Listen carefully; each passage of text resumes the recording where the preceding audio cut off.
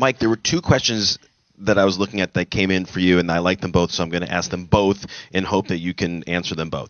One is very straightforward. How long did it take to transform Colin into Oz each day? I'm sure you can answer that very easily. But I also like this other one, and the journalist wrote, it may seem strange to suggest that Oscar-nominated prosthetics might need fine-tuning, but the demands of a Penguin-led project seem like they could inspire iteration. Were there any adjustments you made this time around?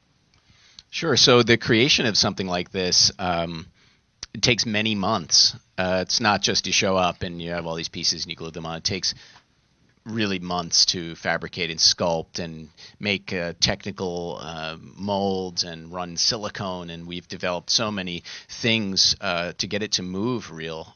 Certain softnesses that were different. The nose is harder than the cheeks and the neck and all of these things. And hiding his eyebrows and putting a brow piece that's the right color, because he's very expressive and he gets flushed when he gets angry and it turns red. So we have to paint the certain areas different than other areas because all skin changes in tone and things like that. I just want to be clear, he wasn't running in mid-take and saying, he's angry now, spray paint him. No, sometimes.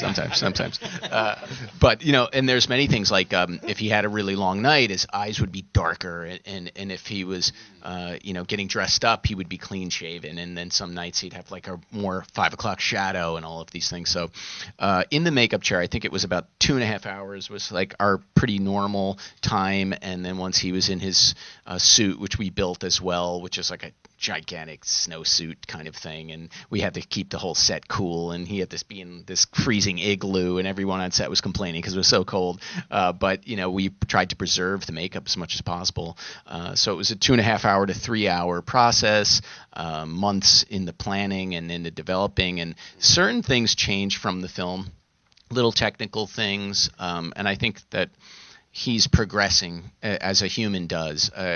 No one's face stays the same. It could be 6 months apart and people could look completely different. So Oz is going through a natural progression as far as what his appearance is. So as we get deeper in, he's changing slightly, and who knows where that may go. Maybe he'll look even different next time if there is a next time. But now, what was the part 2 of that? You answered it. Oh, there you go. You aced it. I can A plus. keep going.